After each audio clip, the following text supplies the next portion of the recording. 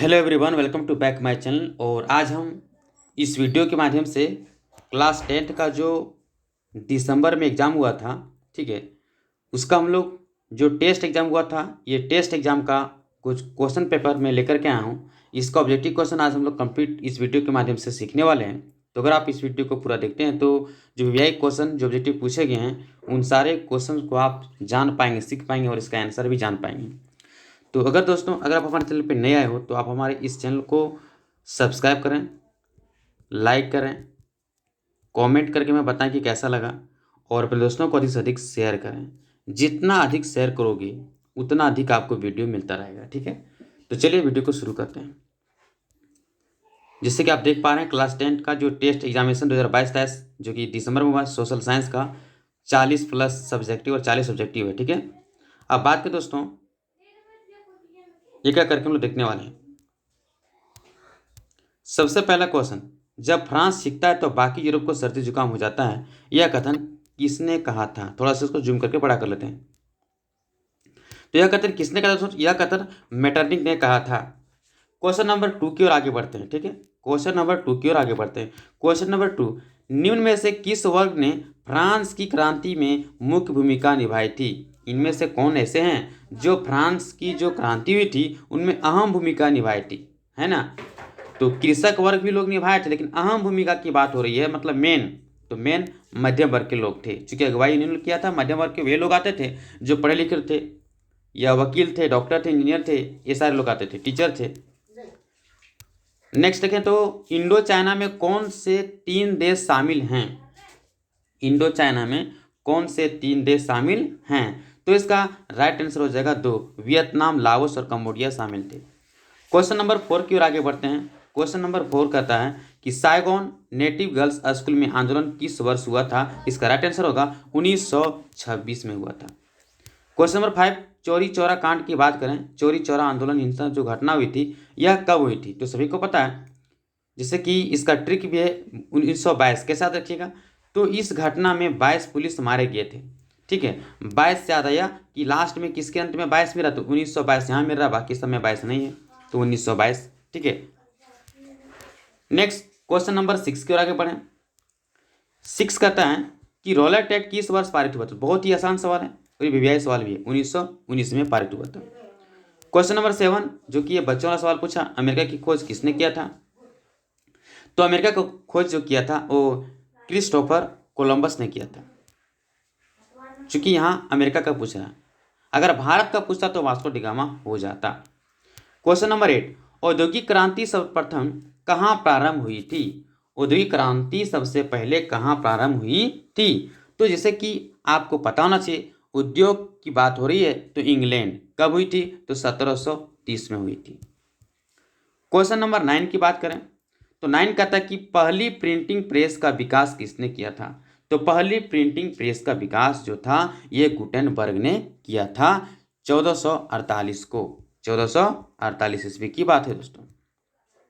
अब question number 10, थोड़ा सा इसको छोटा कर, चूंकि क्वेश्चन लंबा है।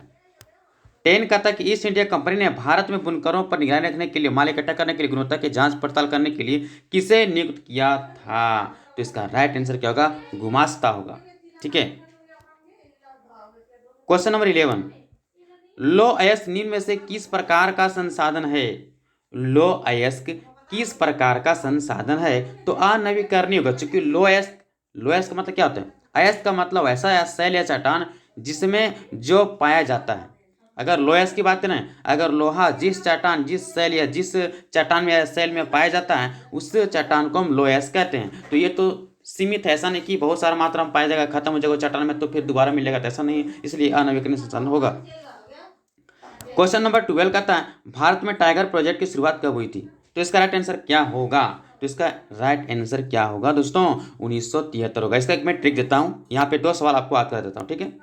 पहला 1972 और 1900 तो लिखे ही नहीं किए हैं, 1972 और 1973, ठीक है। 2 डेट याद रखना। पहले पहले 1 आया, उसके बाद आया आपका बाघ। कहने का मतलब ये है कि जंगल अगर है तो टाइगर है, अगर जंगल नहीं है तो टाइगर नहीं है। अर्थात अगर टाइगर को बचाना है तो हमें जंगल को बचाना होगा, अर्थात पहले जंगल आया तब टाइगर आया तब बाघ आया, ऐसे समझ लो। ठीक है, समझने के लिए इसका मतलब है सर, टाइगर रिजर्व परियोजना कब आया था, तो टाइगर मतलब बाघ की बात हो रहा है तो 73 हो जाएगा। कब होगा, 73। और वन्य अधिनियम कहेगा तो 1972। बस इस ट्रिक से आपको 2 क्वेश्चन आज रख लेना है। क्वेश्चन नंबर 13 की बात करें तो भारत में बहुउद्देशीय नदी घाटी परियोजना का प्रमुख उद्देश्य क्या है। तो भारत में बहुउद्देशीय नदी घाटी परियोजना का जो मेन उद्देश्य है वो क्या है, तो इसका राइट आंसर होगा सभी हो जाएगा, चूंकि पर्यटन के लिए भी है, बाढ़ कंट्रोल करने के लिए भी है और पेयजल के लिए भी है। ठीक है, सिंचाई के लिए भी है, बहुत सारी चीज़ के लिए। क्वेश्चन नंबर 14 का था नवीकरणीय योग्य संसाधन का एक उदाहरण दें। तो नवीकरणीय कौन है, तो सौर ऊर्जा नवीकरणीय है, बाकी सब अनवीकरणीय है। क्वेश्चन नंबर 15 का था चिपको आंदोलन निम्न में से किससे संबंधित है, तो चिपको आंदोलन पेड़ बचाओ वनों की कटाई को रोकने से संबंधित है। क्वेश्चन नंबर 16 का था निम्न में से कौन सा भारत का प्रमुख चाय उत्पादन राज्य है, तो सबसे अधिक चाय उत्पादन असम में होता है। ठीक है, इसके बाद 17 की बात करें तो झारखंड में स्थित कोडरमा किस खनिज के लिए फेमस है, तो ये आपको पता होना चाहिए। जो कोडरमा है ये अभ्रक के लिए प्रसिद्ध है। क्वेश्चन नंबर 18 का निम्न में से किस खनिज को काला सोना कहा जाता है, इसका ऑप्शन देखते नीचे दिया होगा, काला सोना कहा जाता है, तो इसका राइट आंसर क्या होगा दोस्तों, तो काला सोना हम किससे कहते हैं, तो कोयला को कहते हैं। चलिए नेक्स्ट है 19, भिलाई इस्पात कारखाना किस राज्य में है। ठीक है, तो ये छत्तीसगढ़ में। इसके बाद 20, भारत में पहली रेलगाड़ी कब चली थी, ये बहुत ही आसान सवाल था। ठीक है, 1853 में। कहाँ, तो मुंबई से थाने की भी चली थी। इसके बाद 21, यूएनडीपी के अनुसार किसी देश के विकास को आंकने का आधार निम्न में से कौन सा स्तर है, तो प्रति व्यक्ति आय भी देखना है, शिक्षा भी देखना है, स्वास्थ्य भी देखना है, ये तीनों अगर ठीक ठाक है तो तीनों ही आपको देखा जाता है यूएनडीपी में। क्वेश्चन नंबर 22, निम्नांकित में से किस राज्य की साक्षरता दर सबसे अधिक है। साक्षरता दर सबसे अधिक दोस्तों केरल की है। ठीक है, आइए 23 की बात करें दोस्तों, सार्वजनिक एवं निजी क्षेत्र के किस आधार पर बांटा गया है, इसे किस आधार पर बांटा गया, तो उद्यमों के स्वामित्व के आधार पर बांटा गया है। अगर 24 की बात करें 24, तो प्रच्छन्न बेरोजगारी का मतलब ऐसी स्थिति है जहां लोग बेरोजगार होते हैं या जहां लोग नियोजित होते हैं किंतु कम वेतन मिलते हैं, नियोजित हैं लेकिन उत्पादन शून्य, तो इसका राइट आंसर 3 होगा। मतलब उत्पादन शून्य मतलब अगर 2 आदमी का काम है उसमें हम 5 आदमी चल जाएंगे तो काम उतना ही ना होगा जितना था उतने, उससे ज़्यादा काम थोड़ा ना बढ़ जाएगा या ज़्यादा थोड़ा हो जाएगा, काम लोग नहीं करेगा ना। तो बढ़ने घटने से काम में कोई परिवर्तन नहीं हो रहा है, उसका जितना काम उतने उत्पादन हो रहा है। 25 की बात करें, भारत में करेंसी नोट निम्न में से कौन जारी करता है, तो करेंसी नोट जारी करता है दोस्तों आरबीआई। ठीक है, आरबीआई करता है, रिजर्व बैंक ऑफ इंडिया। 26, वस्तु के बदले वस्तु का आदान प्रदान की प्रणाली को क्या कहा जाता है। 26, इसका वस्तु विनिमय प्रणाली कहा जाता है। 27 कहता है विश्व व्यापार संगठन की स्थापना कब हुई थी, तो विश्व व्यापार संगठन की स्थापना जो हुई थी वो कब हुई थी ये पूछ रहा है, तो 1995 में हुई थी। 28, दो देशों के बीच होने वाले व्यापार को क्या कहा जाता है, दो देशों के बीच बोल रहा है दोस्तों, ध्यान देना, तो अंतरराष्ट्रीय व्यापार होगा। अगर देश के अंदर होता, दो राज्यों के अंदर होता है ना, देश के अंदर होता, अंदर देश के अंदर है ये नहीं है, दो देश मतलब ये देश अलग है बी देश अलग है, तो दो देशों के बीच जो व्यापार हो रहा है इसे अंतर्राष्ट्रीय व्यापार कहते हैं। 29, एक उत्पाद पर एमआरपी का होता है ना, एमआरपी मैक्सिमम रिटेल प्राइस, मतलब इससे ज़्यादा पैसा आपको नहीं लेना है। ठीक है, वही है मैक्सिमम रिटेल प्राइस, अर्थात इसका राइट आंसर 1 हो जाएगा, अधिकतम खुदरा मूल्य। 30 की बात करें, भारत में उपभोक्ता संरक्षण अधिनियम किस वर्ष लागू किया गया था, तो इसका राइट आंसर 1986 में। 31, श्रीलंका किस वर्ष आज़ाद हुआ। 31 क्या कहता है दोस्तों कि श्रीलंका किस वर्ष आज़ाद हुआ था, तो 1948 में आज़ाद हुआ था। 32, भारत की पंचायती राज व्यवस्था किस संविधान संशोधन पर आधारित है, इसका राइट आंसर 73वां संविधान संशोधन। आइए 33 क्वेश्चन नंबर की बात करें, सामाजिक विभिन्नता निम्न में से कहाँ पाई जाती है। सामाजिक विभिन्नता कहाँ पाई जाती है, तो इसका राइट आंसर होगा सभी देशों में पाई जाती। कोई भी ऐसा देश नहीं है जहाँ पर विभिन्नता नहीं पाई जाती, ऐसा कोई जगह, ऐसा कोई देश है ही नहीं।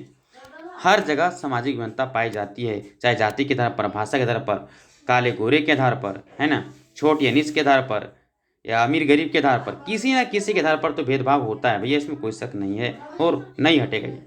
34, भारतीय संविधान की प्रस्तावना धर्मनिरपेक्ष शब्द संविधान के किस संविधान संशोधन द्वारा जोड़ा गया था? तो इसका राइट आंसर हो जाएगा, ये हो जाएगा 42वें संविधान संशोधन। आइए 35 की बात करें तो मेधा पाटेकर निम्न में से किस आंदोलन से संबंधित हैं? 35 इसका राइट आंसर हो जाएगा नर्मदा बचाओ आंदोलन। 36 देखते हैं, 36 क्या कहता है, किस कारण से ओलिविया में विद्रोह हुआ था? तो इसका राइट आंसर होगा लोकतंत्र की बहाली के लिए। 37 देखें, 37 क्या कहता है, तो भारतीय राष्ट्रीय कांग्रेस की स्थापना कब हुआ था? 1885 में। 38 व्यक्ति की गरिमा और स्वतंत्रता को सुरक्षित रखने के लिए सबसे अच्छी सरकार है। तो सबसे अच्छी सरकार क्या है, ये इसका जवाब तो खुद दे सकते हैं, लोकतंत्र is the best, democracy is the better. 39 निम्नलिखित में से कौन लोकतंत्र के लिए एक चुनौती है? तो लोकतंत्र के लिए चुनौती है क्या है? इनमें से सब, अशिक्षा भी चुनौती है, भ्रष्टाचार भी है, सांप्रदायिकता, ये सारे चीज़ आप लोग को यहाँ पर समस्या देखने को मिलता है, यही तो है चुनौती।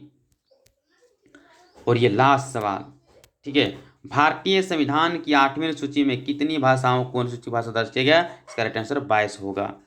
तो टोटल 40 क्वेश्चन पूछा गया था और ये मैंने 40 का 40 को बता दिया, ठीक है। तो आप इस वीडियो को देखें, इससे समझें, इससे याद भी कर लें, ताकि अगर एग्जाम में, बोर्ड एग्जाम में अगर ऐसा इनसे अगर सवाल मिल जाए तो अच्छी बात है, पढ़ लेना चाहिए, ज़रूरी है पढ़ना, क्योंकि ऑब्जेक्टिव कहाँ से पूछेगा इसकी गारंटी नहीं है।